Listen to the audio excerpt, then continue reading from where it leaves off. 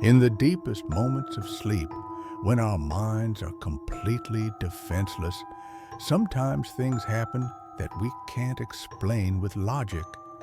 What happened to me was exactly one of those things.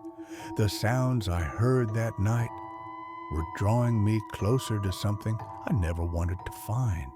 It all started a week ago. Just as I was about to fall into a deep sleep, I heard a whisper-like sound near my ear.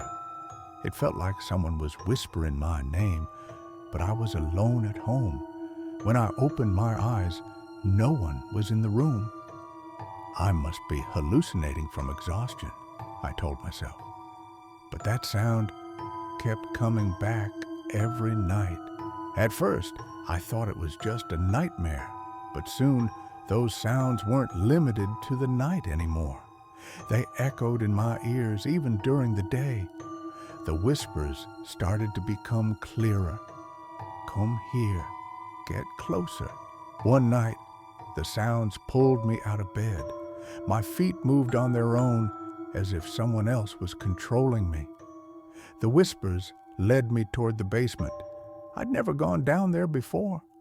When I opened the door, a cold draft blew over me, and in that moment, I knew something was waiting for me. I stepped inside. The whispers were now screaming in my ears. On the walls, there were old, faded photographs, and in every single one of them, a face that looked eerily like mine. But that was impossible, because if you looked at the dates on those photos, most of them were taken decades before I was born. And then I saw it. In the corner, hidden in the shadows, something that felt like a part of me, but at the same time, completely foreign. When I heard its voice again, every hair on my body stood on end. You finally found me. Now I hear the voice too, but this time, it's coming for you. Working the night shift as a security guard always felt like a simple job. Empty halls, silent cameras, and the occasional creak of an old building settling into the night. But what I saw last Friday was something no one could ever explain. Because on that screen, I saw myself where I shouldn't have been. It started like any other night. I was sipping cold coffee, scrolling through the camera feeds, trying to stay awake. Then, at exactly 2:47 a.m., camera 6 flickered. At first, I thought it was just a glitch, but when the image stabilized, I froze. There I was, standing in the middle of the hallway, but I was still sitting in the security room. I stared at the screen, trying to convince myself it was some kind of trick, maybe a reflection or an old recording. But then the figure on the screen moved.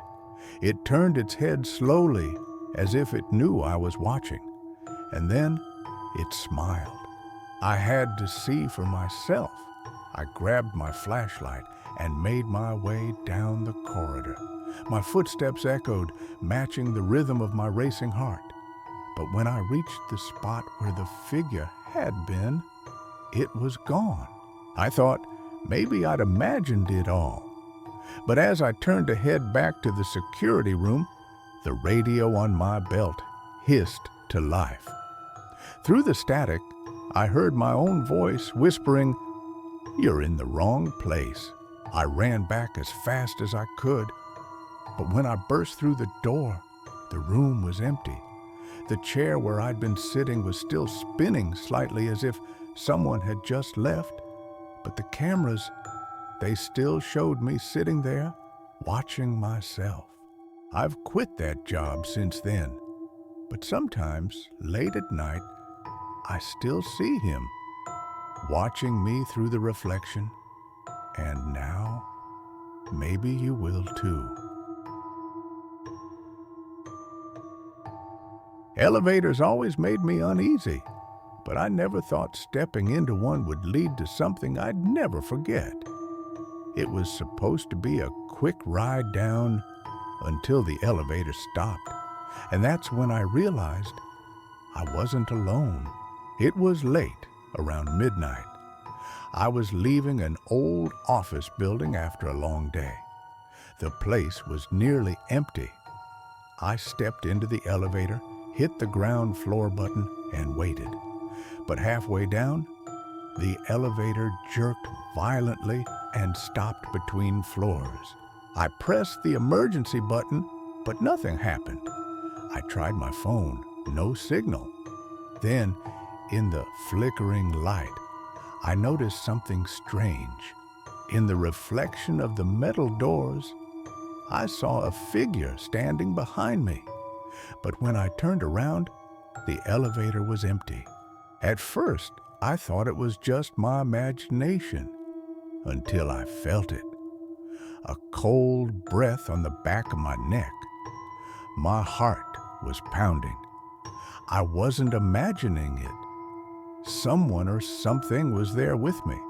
Suddenly, the lights went out, leaving me in complete darkness. I pulled out my phone and turned on the flashlight, but the beam only illuminated the narrow walls. That's when I heard it. A whisper so close it felt like it was inside my ear. "You shouldn't be here." I swung the light around, and for just a moment I saw it. A dark figure in the corner staring right at me. But when the light flickered again, it was gone. The elevator suddenly jolted back to life and started moving. But instead of the lobby, the doors opened to a dark, empty basement. I didn't remember this floor even existing. As I stepped out, I realized the elevator was never stuck. It had brought me exactly where it wanted me to go. I don't know how I got out of there, but sometimes when I'm alone in an elevator, I still feel that cold breath on my neck. And if you ever find yourself stuck between floors, don't turn around. You might not be alone either.